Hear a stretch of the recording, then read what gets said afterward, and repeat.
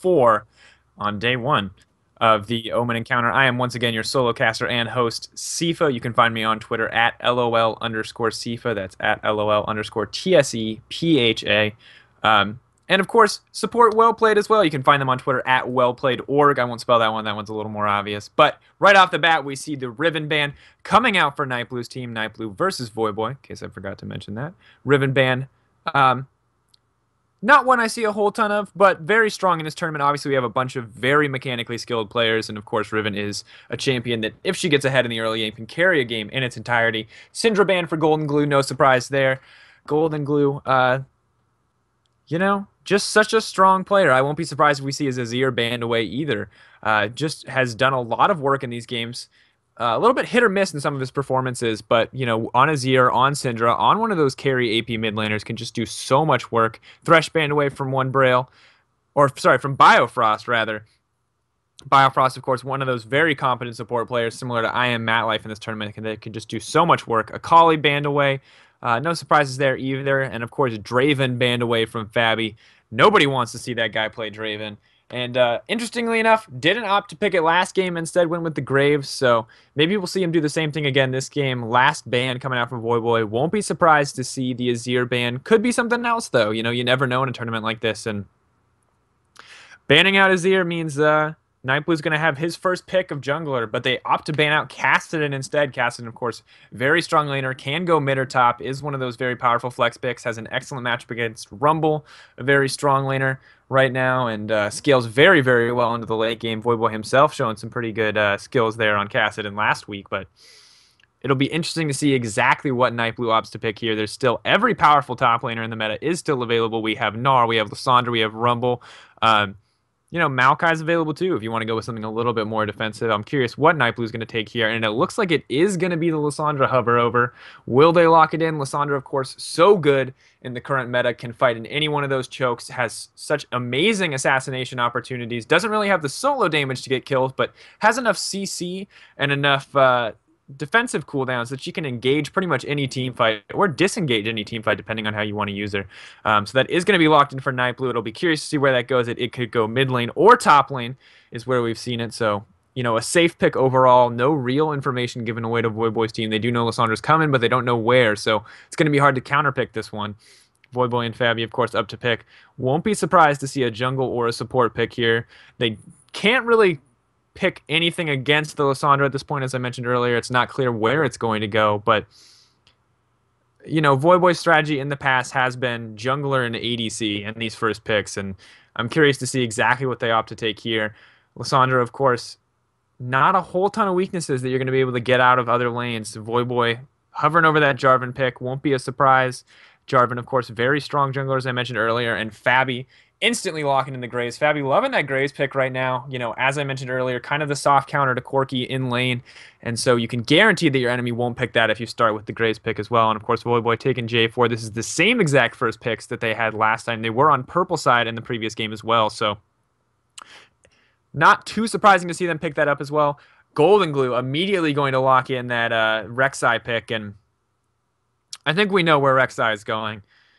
I guess he could go jungle. We do see a lot of Rek'Sai top in this tournament. We have seen RF Legendary himself getting just such fantastic results in these games with that Rek'Sai top. Didn't opt to take it last game. Took Nidalee with similar success. RF Legendary, of course, one of the big players in this tournament. Not in this game, however. So curious to see exactly how they're going to use this Rek'Sai pick. Could be for the jungle for Nightblue. Could be in the top lane. We'll have to see. Sona and Galio, the hovers over here. I can't imagine the Galio pick. It could, however, be used against Lissandra pretty well, but it doesn't look like they're going to take it.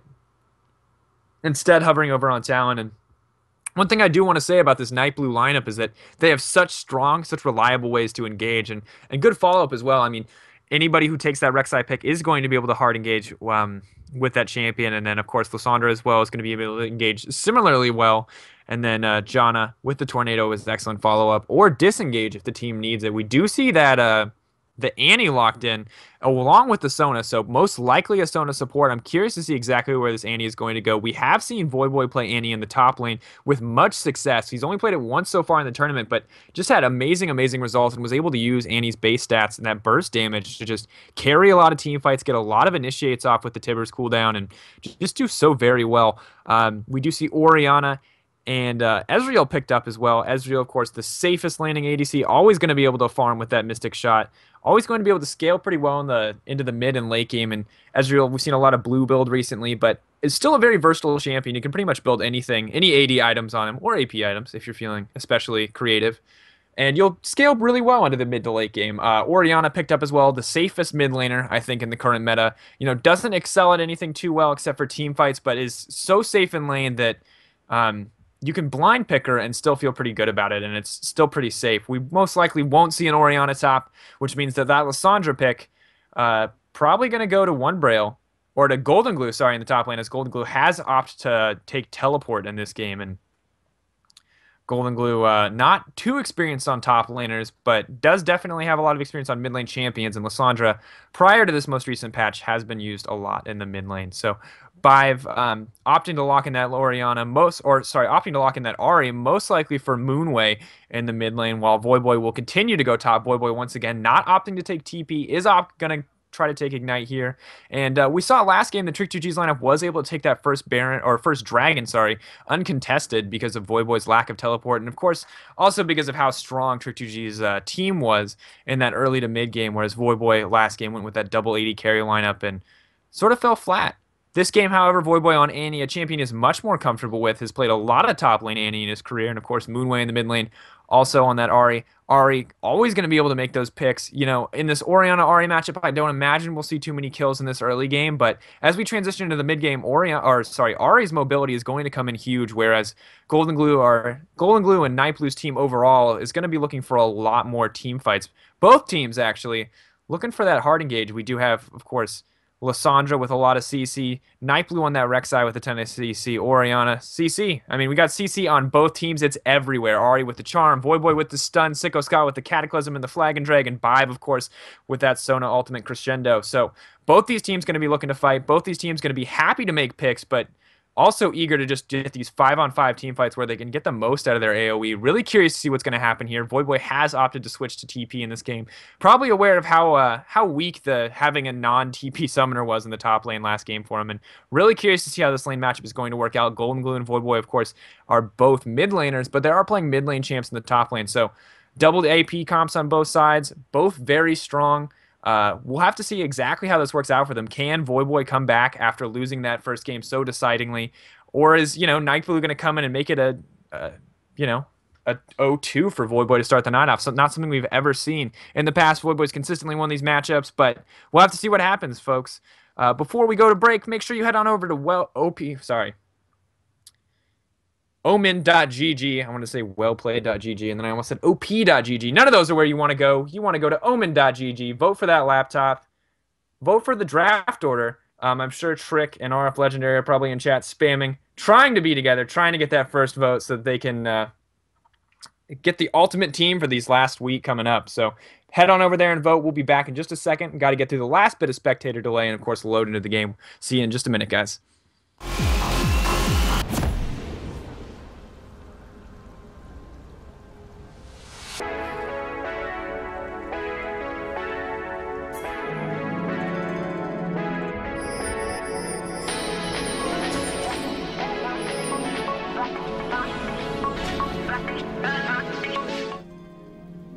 Welcome back to Game 2, everyone. It's me, Sifa, here to solo cast once again, Nightblue's team versus Voyboy squad. I'm pretty hyped for this game, I'm not gonna lie. I love Annie top. I love me some Annie top, and it's reverse Annie skin. So now if Lissandra wins, I can say Golden Glue is an animal abuser. Just kidding, don't say that. I shouldn't say that. Never mind. Golden Glue, of course, opting for Blade Queen Lissandra. Interesting choice. And Voyboy's team overall opting for the early engage. Ezreal is going to be able to Arcane Shift out of that charm. Does get hit by it. Still Arcane Shifts out. The glory of Ezreal E. Such a powerful ability. And, you got to be upset if you're Moonway. Starting charm, never good. But balanced out by the fact that Ezreal is going to have to start with that Arcane Shift. So Overall, neither side losing too much there. Some poor ability starts for sure, and some vision traded down on both sides, but nothing to be too worried about overall. And we do see Golden Glue sitting in that bush and kind of waiting. He does have vision on that Krug start. Krug's so powerful in the current patch, and most likely going to be where Sicko Scott starts. It is where he started last game, and I'm wondering if Golden Glue watched the last game and did a little bit of research on Sicko Scott's jungle pathing. Wouldn't be surprised. Golden Glue, very smart, very calculated player. Up against Voyboy, though, you know, in this top lane. Excited to see exactly how it's going to turn out. Meanwhile, in the mid lane, we have the classic matchup, Ahri versus Orianna, something we've been seeing since the release of both of those characters. Always have been strong in the meta, always have found a way to get back in, and Ahri, despite many nerfs and many changes, is always going to come back. Sicko Scott is going to start with that Gromp, does get a pretty heavy leash on it, and maybe not the ideal start for him, but good overall. Voyboy trying to start with the Krugs, but doesn't look like he's going to get anything from it. Does have to back here, will most likely have to burn Teleport to get back to lane, and meanwhile on the bot lane we do see Vive and Fabi able to play a lot more aggressive into this Ezreal, Arcane Shift, and Biofrost lane. Ezreal, of course, at a huge disadvantage in this early game, isn't going to be able to poke very much, isn't going to be able to harass very well, and Fabi on that Graves pick, combined with Vive and that very, very strong early game Sonar, are going to be able to do a lot of work and provide a lot of pressure in this lane. Overall, Voyboy does have to burn TP, but doesn't look like he loses out on too much CS. 4-4 here in the top lane. Meanwhile, in the jungle, we do see Nightblue on that Rek'Sai. Rek'Sai, not actually a champion we've seen in the jungle yet. We've seen him exclusively used in top lane in this tournament. And I'm curious exactly how it's going to work out for Nightblue. You can see he's going very, very low to finish up those Raptors there. And no surprise, most likely he will go back here. This is pretty standard for most junglers. You know, they do have to stop and be halfway between their clear, but he will be able to pick up that upgraded Hunter's Machete. And I'll be curious to see what he goes with. Does decide to go for the Stalker's Blade. And is going to have that Chilling Smite as a result. Chilling Smite, of course, giving him the 50% slow. Just so very powerful in these ganks. And on Rek'Sai, a character who already has so much CC and mobility, you know, what's a little extra on top hurt. And Fabi doing pretty well in this lane. Does have both sustain and damage coming in from that Sona support. So this early lane, at least, is definitely going to go in their favor. Sicko Scott getting completely juked out by Golden Glue. Golden Glue throws the claw out, flashes away to make sure he doesn't get hit by the flag and drag, and then reactivates the claw to reposition himself. Maybe a little too flashy. I think a simple flash would have gotten him out there. Does decide to use a couple extra skills. Figures he'll style on him as long as he has to escape the game. So good on Sicko Scott to provide that early pressure. Golden Glue will be down that flash for 5 minutes, so definitely has a lot more opportunities to gank this top lane, but overall some stylish play from Golden Glue, and that's the kind of play I like to see, even if it is pointless. Voyboy now playing very, very aggressive, using full advantage of that Annie range. Annie with that huge auto attack range and those huge base damages means that Lissandra's going to be struggling, and especially now that she's down that flash as well, she has to consistently play around the J4. Fabi, of course, going aggressive in the bot lane, getting Ethel down very, very low. Fabi flashes in for the auto attack, but Ezreal still has heal. Biofrost still has that Eye of the Storm to shield up Ethel, and nothing's going to come of it. Fabi, however, does give up a summoner spell, and Ezreal does trade heal for flash, so overall a good trade for Biofrost and Ethel, and Ethel you can see farming so much safer now that he has that Mystic shot on Ezreal. Fabi still eager to trade, however, and Vive and Biofrost and the endless support 1v1 as their carries try to farm. You can see now Nightblue is on the top side of that map. 13 CS to that Jarvan's 8, so Nightblue doing a little bit better job clearing the jungle, but he has not provided the same amount of pressure, hasn't gotten any summoner spells yet, but you can see he is moving into this top lane, and Voyboy has no sight. Golden Glue looks like he's going to try to get it here. Nightblue instantly flashing in to get the knockup. Voyboy, however, is going to take down Golden Glue. No surprises there. Voyboy just doing so much damage on that Annie pick, and Voyboy is going to, looks like he might try to get out. Nightblue does have the Q available, and it does just so much damage. They have to be careful. Sicko Scott is there for the follow-up. Nightblue does get the kill, but is Sicko Scott going to be able to get the kill on Nightblue? Does not look like it. Sicko Scott does have to back off. Voyboy will go down. Overall, a 1-for-1 trade, but so much time and so many resources come into that top lane to shut down Voyboy, and Lissandra's not even going to get a kill for it. Voyboy's still up 10 CS in this lane. Does get the Fiendish Codex and an extra Doran's Ring, is a single Doran's ahead of Golden Glue on Lissandra at this point. Not a huge difference, but definitely is going to come in handy here as this lane phase continues. You can see, meanwhile, in the bot lane, Fabi and Vive running out of mana pretty darn quick at this point. Very eager to harass. Vive himself running low on health. So despite the fact that the lane pressure is in favor of Fabi, it looks like the health and mana pools are slowly swinging in the favor of Ethel and Biofrost. And this is what Ethel and Biofrost are much more comfortable sitting in the sustain lane because they don't need to get anything in the early game with these champions. Ezreal, of course, just scales so very well into the late game, and if he does opt to go with that blue build, he's not going to look to trade anytime soon anyway, just because the Tear of the Goddess doesn't give you any offensive stats until you get that mana or Mura mana. Sicko Scott still focusing most of his time in that top lane. Clearing out jungle right now, but may look to pressure top lane once more. Lissandra will be getting flashed up in just a little bit here, so the pressure's on for him to make an impact in that top lane, although at this point, after that sort of failed gank from Nightblue, Voyboy's Annie is looking pretty strong and pretty poised to do well in this game. Meanwhile, we do see Moonway moving down into the bot lane. He does catch out Nightblue there. Are they going to get something with it? Fabi immediately dashing over Nightblue. We're not wanting to give him the knock up there. And Moonway trying to get in on Nightblue is exhausted almost immediately. Ethel going in, playing aggressive. Golden Glue will TP down. They do have to be careful here. Golden Glue is going to get that skill flashed out, and that doesn't look too good for them. Fabi playing still very, very aggressive, and good play from him overall. Nightblue has to be careful here. He does have the team to back him up, but if he tanks a tower shot, this could be the end of his life. He is going to get ignited and auto-attacked by that Orianna with the quick Frost Shard follow-up from Golden Glue to secure that kill. So overall, excellent movement from Nightblue's team as a whole, committing all 5 members into the bot lane to get that progress. And Voyboy slowly auto-attacking away at that turret, but he's no Nidalee pick. You know, he does not have quite the amount of tower pressure as some of the more conventional top laners. So, you know, looking to be a bit of a weakness at this point. Now, Golden Glue in that top lane, 1-1 and 2, 27 CS, so very far behind in CS, but definitely has a little bit of a... definitely didn't give up too much going down to that bot lane just because of the kill he got as well as the extra assists. So could still be even in the top lane, however, with the experience difference at this point. The matchup looks greatly in Voyboy's favor. Has to be really careful of that Tibbers. Voyboy eager to all in there. And the mid lane matchup, however, despite you know, Orianna also roaming down and both players roaming down to bot lane, the CS looks to be greatly in Orianna's favor. 11 CS up. 1 Braille, very comfortable on this champion. Moonway similarly comfortable on Ahri, but may have pushed a little bit too hard into that bot lane to try to force that gank. And as a result, you know, 0-1 and 0 now, and not the stat line they want to have to the 1-0-1 1 Braille. That's a lot of ones. You know, looking at these bot lanes, I think the big thing at this point is, are Ethel and Biofrost ready for the level 6 hard engage from Fabi? Because Fabi, obviously, with that collateral damage, is going to do so much work, and Bive with the crescendo, not only does it do a sizable amount of damage, it's a pretty substantial CC. So the burst is there for this bot lane from Fabi, and we know, like, Fabi has the mechanical skill. If he can get that advantage and get ahead in the early game, it's going to be really tough for them to recover. Ethel, on the other hand, happy as always to safely farm. We do see him opting for that Tear of the Goddess, so he does intentionally... it does put him a little bit behind right now. Fabi, of course, does have the BF sword over the pickaxe, but Fabi taking a lot of poke here, and they, you know, Vibe does now have level 6 though, so this may start to be the turning point in the lane. However, Fabi still level 5. May not be able to get too much here.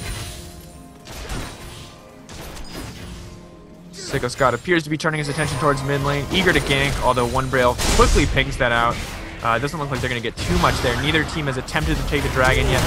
4-1 here. Voyboy looks like he might go down before he gets the Tibbers off and immediately dies to the Rek'Sai. You know, that pop-up doing just a little bit of damage, but just enough to take him out. So Voyboy gets off the Tibbers, does a little bit of damage to Golden Glue, but is going to go down very quickly. And that's one of the big strengths of this Armor pick. Rek'Sai coming in, Nightblue, eager to follow up. Sicko Scott looks like he may get taken out here. Moonway has to be careful. Can potentially just kite out Nightblue here, but Nightblue still looks like he might be hungry for blood. Doesn't want to just let Moonway get away for free. Voyboy TPing back in the top lane to stop that Lissandra from pushing in too hard. And Golden Glue and Nightblue using these picks very, very well. Nightblue instantly roaming down to pick up a kill after that kill in top lane. So 4-0 and 2 on this Rek'Sai pick. Rek'Sai, so much map mobility, so much CC, and just so easy to get off. We do see him moving down behind him in the spot lane as well. Nightblue doing so much work here. Does get the CC off. Is almost going to go down to that Graves collateral damage. Ethel does have the heal available, however, and is going to deny Fabi that kill. So good map movement from Nightblue, especially. You know, goes into that top lane with Golden Glue to get that fast kill onto Voyboy. Uses that ultimate to transition down and get a kill on Sicko Scott, and then down into the bot lane to pick up Vibe. 5-0 and 2. Nightblue doing so much work. Is going to pick up the Phage here. Looking to build aggressive. Already has finished the Warrior Enchantment, as opposed to Sicko Scott on this J4 on the opposite side. You know, a champion he played last game to some pretty good effect in the early game. But of course, as the match moved forward, just not quite having the impact he needs it to have. Hasn't finished the Warrior enchantment yet. Does have the pieces for it, but isn't going to be able to get too much here. You know, J4 just not able to play as aggressive as Rek'Sai at this point in the game. So once again, Voyboy's team, you know, despite looking good in the early game, as we transition into the mid game, looking a little weak. 7-2 as far as the kills go, and about a 2k gold lead to Nightblue squad at this point in the game. Sicko Scott looks like he'll solo go down here functionally to Nightblue. Orion does come in with the shield there, does get the shockwave off. It's a single target. It is going to take down 5. One Braille in a little bit of trouble here. Janna's going to protect the shield there, and Voyboy's almost immediately going to go down to Golden Blue's rotation. And just so much damage. This looks like it's going to be a dragon attempt coming out from Nightblue's side. Biofrost starting it up solo. Nightblue headed in, and this looks like a pretty much a free dragon to Voyboy's team, or sorry, to Nightblue's team overall. Voyboy's team losing 3 members in that brief skirmish, and once again, Voyboy, you know, so dominant in those first 3 weeks, but in week 4, looks like teams have sort of figured him out, you know? Playing a little more serious, not willing to give up these objectives, not willing to let themselves be outmaneuvered on the map, and, you know, despite the fact that Ethel has just been solo farming in this bot lane, Biofrost has been letting people know he's on the map. You know, 2-0-6, constantly moving, constantly making plays, fully utilizing this Janna pick, and this is why Janna is just so powerful. So much mobility, so much CC, so much utility, such a strong champion. Trying not to rhyme, dang it. All right. Fabi has collateral damage available. Vibe will have the crescendo up shortly, so, you know, Ethel opting to stay in the spot lane to farm, does have to be careful. If Graves, you know, gets that flash collateral damage off, he might not live through it, and Vibe still has flash available as well, so flash crescendo could be the end of Ethel here. Does have to play back. You can see he's hanging back way outside of attack range, is not going to risk getting flash engaged on, and Fabi overall eager to play aggressive. Sicko Scott looks like he's trying to clear out the blue buff. May head down to try to provide pressure for this bottom lane, and they have to be careful here. Nightblue looks ever eager to go in, and it looks like Golden Glue is going to be coming in from behind with that TP. Is going to go in immediately here, does have ultimate available, is not going to use it quite yet, or isn't quite available yet, is available now, however. Can ult Fabi if he's able to get in range. Fabi does look like he's going to be able to dash away, though, and Moonway has to be careful here. Fabi, assuming Golden Glue didn't have ultimate, does decide to turn around, and Golden Glue is able to pick that up with a quick Frozen Tomb there. Frozen Tomb, just such a strong ability. We've seen it used successfully in the top lane to create a lot of kills for Nightblue, as well as, you know, combined with the teleport, Golden Glue is able to appear anywhere and lock them down. So, Golden Glue making full use of this very powerful Lissandra pick. Voyboy struggling to keep up here, you know, not able to pressure the tower away a lot of conventional top laners would, and, you know, not too eager to burn the Tibbers cooldown to get more pressure on the tower. Will, however, get it here, though, after about 3 teleport moves from Lissandra. He is finally able to take that down, so that will recoup some of the gold loss from the under pressure Lissandra has put out, but overall, Nightblue's team with such a huge advantage. 1-1 in towers, 13-2 in kills, almost a 5k gold lead here, and just such absolutely fantastic play from Nightblue squad. Usually Nightblue squad the one on the back foot in this Voyboy versus Nightblue matchup, always behind in the rotations, but this game's they've appeared to step it up, you know. Such a powerful team comp. They got Lissandra, Janna, and Rek'Sai, 3 of the most powerful champions on this patch. So not only are they playing fantastically, their team comp just has so much raw power. Biofrost eager to engage here. It looks like one Braille is there for the follow-up, and once again, is this Vibe getting caught out? You know, once again, Vibe 0-4. Ethel gonna throw that ult out, is gonna pick up Vibe 0-5 now, and they have so much pressure and so many members present in this mid lane that it looks like they're gonna be able to take out their second turret of the game. Nightblue's team going from a 5k gold lead to a 6k gold lead pretty quickly, and it looks like they might try to turn it into 7, although Moonway, Voyboy, and Fabi there to clear out the waves and deny Nightblue's team that tower. You know, Voyboy's team, as always, in a little bit of a tough place here. Well, not as always, but in this game, in a little bit of a tough place. They do still have amazing hard engage here. They have not been able to use that Annie pick in the same way that Golden Glue has been able to use that Lissandra pick, but it could come in strong here. Fabi gonna get picked up here. One Braille using that shockwave on one person, not afraid at all there, and feeling pretty confident. Voyboy immediately gonna ult on Golden Glue to get the stun. Sicko Scott gonna follow up. Voyboy almost going down to the rotation there, but does barely manage to live. Nightblue going over the wall, is gonna go in on Voyboy.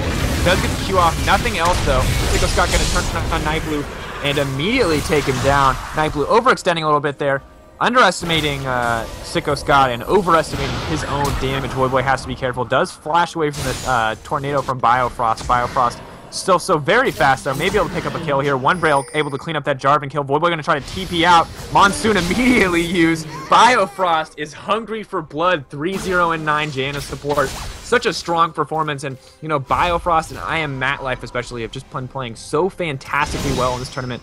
Two very strong support players, and Biofrost, you know, despite not building any offensive items, is playing pretty darn offensive. Nightblue looks like he's trying to use his ult to get into this team fight from behind. Has to be careful here, though. Lots of ults down on across this team. We see that Sandra's Frozen Tomb is not available. Oriana's Shockwave is not available, but they may be so far ahead that they don't have to worry about it. 7K at this point in the game. One Braille looks to try to get the duel out here. Fabi does flash away there. Is going to live for just a second before getting taken out, and then Moonway just so low. Nightblue eager to follow up here. Is going to try to get a kill. Sicko Scott once again denying him the kill, and a quick takedown there. 5 barely making out with the life. 5 trying to play as aggressive as Moonway, and doesn't quite work out for him. Will make it out this time with his life, but the last few times have been less than fortunate. Ezreal now, of course, has that Sheen as well, so he's going to be able to do so much damage to these towers. Not that much damage is needed. We saw them leave that tower very low after the last fight, and you know, despite the 2 for 1 trade there, yeah, the team still looks behind overall, and of course, you know, giving up an extra kill for a tower, always a trade that Nightblue's team will be happy to make, and the team overall just looking so very strong. Lysandra, you see, opting for the Morellan Automaton early, is going to transition into that Zhonya's Hourglass, but with that 20% CDR, she's going to be able to ult so much more frequently, and on the opposite side, we see Voyboy with the Deathfire Grasp, only 10% CDR on that item, but also offering a lot more damage to complement Voyboy's kit. Voyboy catches anyone out 1v1, they're going to get blown up by that Annie rotation. Annie, of course, high base damages, good scaling. One of the only weaknesses she has is sort of this lack of mobility, and that's a pretty big concern when you're playing against a team like Nightblue's, where you have Golden Glue with so much mobility on Lysandra, and Nightblue, of course, on Rek'Sai, one of the most mobile champions in the game. Golden Glue eager to get a kill here. Does have that red buff. Not that it'll be too useful on Lysandra, but will help his team follow up if he can get a catch. And Biofrost catching out Babby 1v1. Babby knowing the team is on the way, not looking to stay and try to fight that. Despite the amount of damage he can put out, Babby has finished that Infinity Edge, but on the opposite side, Ezreal has finished that Frozen Gauntlet as well as that Moon Immune. So just such power coming out from the side of Nightblue, and they get that second dragon uncontested, just like the first one, and are able to do so much work there. Biofrost eager to 1v1 Fabi, it looks like, and this may not work out for him, but it looks like it's going to work out just fine for Nightblue. Nightblue coming in to clean up there. Nightblue, however, does not have that smite available, no slow available for him, but Golden Glue coming in from the side, saying, hey, I'll take that one off your hands. Taking out 5 for another kill. 21-6. Once again, Voyboy's team having a rough night. This is not the performance that they wanted. You can see Voyboy trying to cast the pivot there. Will get it off the second time. And Sicko Scott almost going down. Not quite, though. Golden Glue instantly going to ult on Moonway. Nightblue ready to follow up if necessary, but it looks like Moonway is going to blow all of his cooldowns to get out there, leaving with just under 100 health. Sicko Scott as well. So very low in the fight. And just, I mean, even if those guys had died in that fight, it wouldn't have been a huge difference, because at this point we're at a 7K gold lead. Nightblue has everything that they need. This game is in the palm of their hands, but they still have to play very carefully, because, you know, one pick from this Ahri, one pick from this Annie could transition into a game-changing team fight. So Voyboy's team overall needs to look to get that vision control. You can see they have a lot on the bottom side jungle, or sorry, a lot on the bottom side of jungle, but not nearly as much as Nightblue's team. Both sides kind of competing for vision control on that part of the map, but of course, Nightblue able to offer so much more with that tremor sense, and 5 immediately having to flash out there. Unfortunate, but when Nightblue is as strong as he is, you know, Triforce and that Warrior Enchantment, you gotta respect him. He does so much burst damage on that Rek'Sai. And of course, Rek'Sai right now is just such a very powerful character in this current patch. Nightblue's team, not quite sure what objective to go for next. They pretty much have any option they want, and Voyboy's team just kind of forced on the back foot here. Definitely has to respond to how the enemy team plays. May look to contest the next dragon. Does technically have the team fight strength to do it, but they have to be careful. You know, wherever they go, they are at a huge gold disadvantage, and that gold is pretty well spread out. I mean, a lot of it's in Janna, admittedly, but the rest is in Nightblue on that Rek'Sai, Golden Glue on that Lysandra, and of course, both Ethel and one Braille doing well as well. So everyone on the team looking strong. Everyone on the team looking stronger than their counterpart across from them. So Voyboy's team overall very far behind. Definitely doesn't want to fight a 5v5 and may look to get a numbers advantage via pick. But at this point, they don't really have the map pressure and they don't really have the confidence, it looks like, to make one of those pick plays. Lysandra just able to walk up into their jungle and kill that pink ward all alone. And it looks like there's a little bit of hesitation coming out from Voyboy's lineup. And as we've seen in a lot of these games, hesitation can be the end of it. Voyboy's team, though, still known for making excellent comebacks. They came back against Trick2G, split pushing out all 3 inhibitors, and then won the game. So never count Voyboy's team out. They are smart players. Voyboy, a very confident leader in most situations, and at any moment could turn this in their favor. Or at least get it a little bit back, so that it's not quite a 7k gold lead. You can see Nightblue's team playing this very slow, very methodically. They know that there's vision control in this jungle. They don't want to give it to them. They don't want to give them the opportunity for this pick, and they're using Ethel to kind of zone the team away, making full use of that Iceborne Gauntlet. And overall, just a very rough match for Voyboy's team. You see the whole team transitioning up to the top lane, try to stop Nightblue's squad from taking down this tower, but they're going to take it down anyway. Hard team to engage on for sure. You have Janna for the disengage, and you have so much poke coming out from Ezreal. So overall, good use of the lineup. Moonway is going to try to go all in on Biofrost here. Biofrost shields himself. One Braille shields Biofrost, and Biofrost gets to walk away for free. And you can see Moonway's hesitation there. Lands the charm and takes a couple steps back before throwing anything out. You know, wants to make sure that there's no follow-up. Wants to make sure that he's not getting baited in. And this is the kind of mentality you can't afford to have when you're playing from behind. You know, if you get the pick, you got to go for it. So overall, Moonway hesitating in a time where he can't really afford to. Golden Glue in the bot lane, however, is going to go down to Voyboy. May end up trading his life, however, as Ethel and Biofrost and Nightblue are all there to follow up. A good pick from Voyboy overall to get that kill. Sicko Scott is going to follow up. 5 may go down here. Nightblue not scared at all. Is going to try to fight Sicko Scott. Ethel coming in. Ethel takes out Voyboy. Ethel takes out 5. One Braille takes out Moonway, trades himself. Moonway takes out one Braille, and a 3-for-2 exchange overall. Fabi has to be careful here. Is getting poked down very quickly. Biofrost low, but is going to use that Monsoon to heal them up a bit. They have a very small wave here, but a ton of damage if they want to try to take this turret. Score now 24-9, 8k gold lead, about almost 9k in the favor of Nightblue's squad. And once again, we're seeing a very one-sided matchup. Voyboy's team struggling throughout both of their games tonight.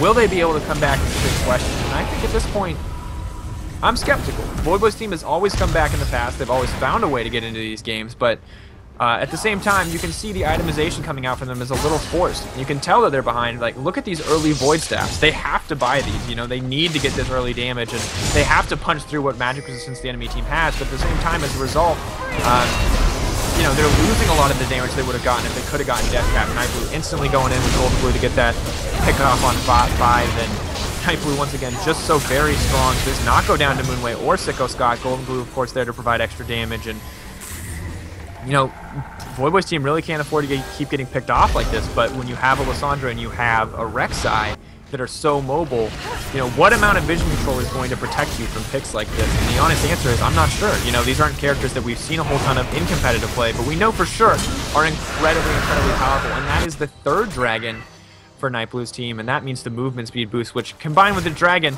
means that those very difficult to get away from characters are now almost impossible to get away from in this situation. So Fabi once again 1-5-1, CSing like a master as always, out CSing this Ezreal by 65, so making up for all his huge kill deficit. But 1-5-1 overall. Static Shiv and IE going to provide a lot of damage for him in these team fights, but you know, not quite the mechanical performance we've come to expect from Fabi. Ethel, of course, a player known for overextending in these tournaments, so that could change.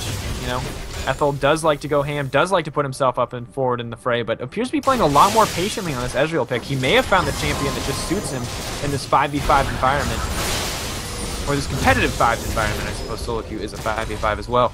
And then, you know, when backed up by Biofrost with that Eye of the Storm, he's just going to do an additional, just such a large amount of damage. And then, of course, has the Mikhail's Crucible if he does get caught out. So Biofrost playing out of his mind. You know, 3-0 and 13, a perfect record.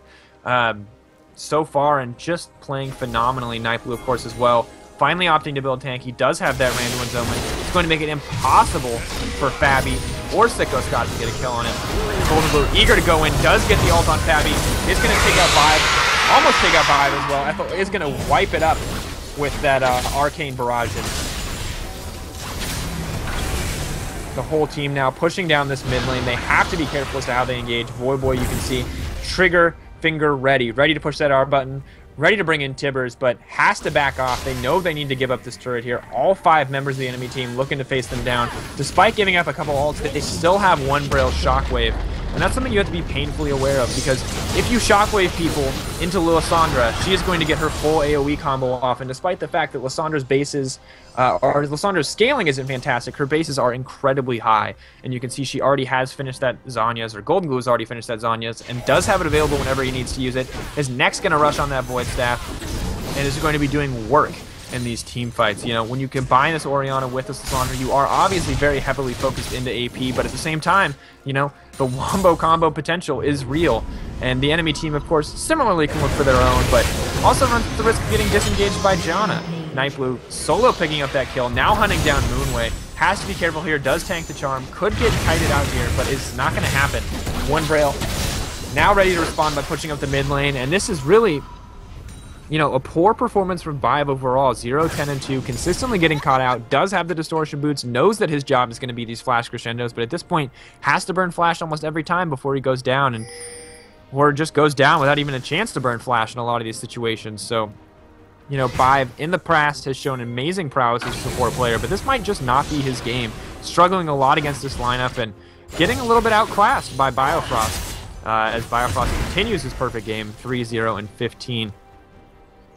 Voyboy squad still eagerly looking for the pick, is trying to get vision control on their side of the map. Voyboy looks like he's going to go up and push out that top lane a little bit, get as much CS as possible as they transition into this late game phase. You see, similarly, he has also gone this distortion lyrics, eager to flash bear anybody he can, and now you see the team as a whole going hard here. Nightblue is going to flash in, Shockwave is going to hit no one, but that's okay. Nightblue picked up the kill anyway, and now the team is looking to get this inhibitor as fast as possible. 13k gold lead for Nightblue's side. They can push this down anytime they want, but they're still playing cautious. You know, they still respect the Voyboy lineup. They don't want to just give the game away on a sloppy engage, and they know the potential for counter engage here with that anti-pick. So One Braille very smartly using that ball to kind of zone Voyboy out there, taking out Voyboy before he can get the ult off. Vibe does get his ultimate off, but is immediately pushed out by Biofrost. Vibe isn't going to even get focused though as they take down Sicko Scott first before turning their attention to him, saying, yeah, we're going to save you for last. You've already got enough deaths this game. Fabi running out, trying to live.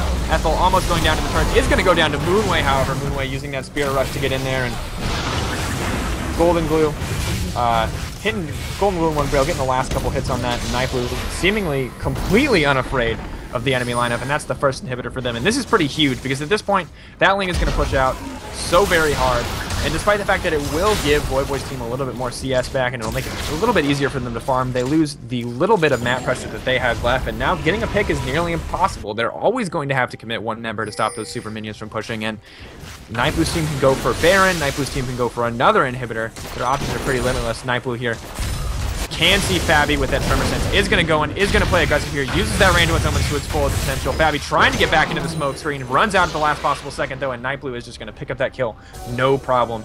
So powerful right now, does have strong MR and armor, as well as an absurd amount of damage as the Warrior Enchantment and the Triforce. Rest of the team waiting there to follow up, and Nightblue not scared, not going to keep backing. Does have his ultimate available if he needs to move across the map to support his team, but is going to stay down on the bottom side of this map, eager to push it up.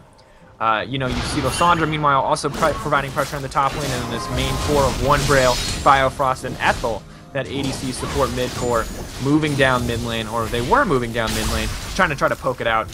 No Dragon, knowing Dragon is up in just a couple seconds here, they are going to take Scuttle Crab, get a little bit more vision control. And you can see the entire top side of the map is warded by Nightblue's team. This is to make sure that they don't get counter-baroned in response. Meanwhile, of course, Voyboy's team happen to be pretty sparing with their ward purchases. Don't want to give up too much gold here. Have to be very careful as to how they approach the rest of this game. No, they know that Baron is a huge objective, and they most likely know that their enemies are going to take Dragon, but they're not going to be able to respond to it in pretty much any fashion. This is going to be the 4th dragon, so not the most important buff, but ever closer to that all-powerful 5th dragon. But do you really need it when you have a 14k gold lead is my big question. And I think at this point the answer is no. Ethel not opting to get a Last Whisper here, not too scared of the amount of armor coming out on the enemy team, pretty much because there is none. You know, everyone on the enemy team forced to buy MR in this situation just because of how much magic damage is coming out from this Nightblue lineup. But at the same time, you know, you've got Nightblue himself doing so much damage and soloing out so many of your characters. Soloing out Graves, your marksman, and Ethel on that blue Ezreal. Maybe not the biggest source of damage at this point in the game, but 8-2 and 8, doing a lot of work.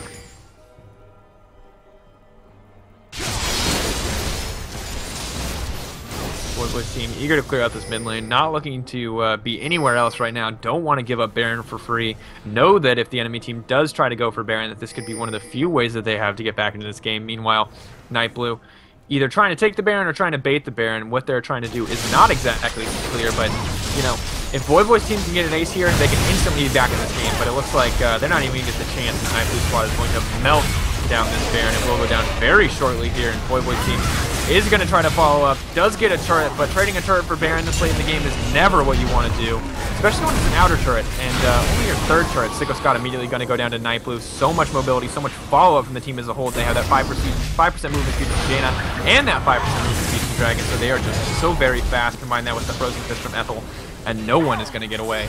Overall, the team is now moving into that top side of the map. They do have the wave there to push. Only one member down though, Sicko Scott, not the most key component of the team as a whole. And you know, are they gonna take this one out pretty quickly? Yeah, most likely. I doubt we'll see any follow up from Voyboy's team. They may not want to give up this inhibitor, but at this point it doesn't look like they're gonna have a choice. Voyboy is gonna flash in to get that ultimate off. He's immediately frozen tomb by Golden Glue to disengage. Biofrost using that monsoon not only to push away an enemy, but also to heal the team overall. And this looks like it's going to be GG for Nightblue's squad. Nightblue doing so fantastically in this game, making such powerful picks, clearly outperforming in the pick ban phase, and then bringing it into this game as well. Sicko Scott can pick up one last cheeky kill before he goes down. Voyboy's lineup having a tough night. You know, they performed so well throughout this tournament, but this looks like teams have started to figure them out. And when you give up champions like Lissandra, like Jaina, like Rek'Sai, you're going to have a tough time. So Voyboy's team overall, not the best performance for them this week, but we will see in our next game, Nightblue versus Cutie Pie, if Nightblue can keep up this fantastic performance, or if Cutie Pie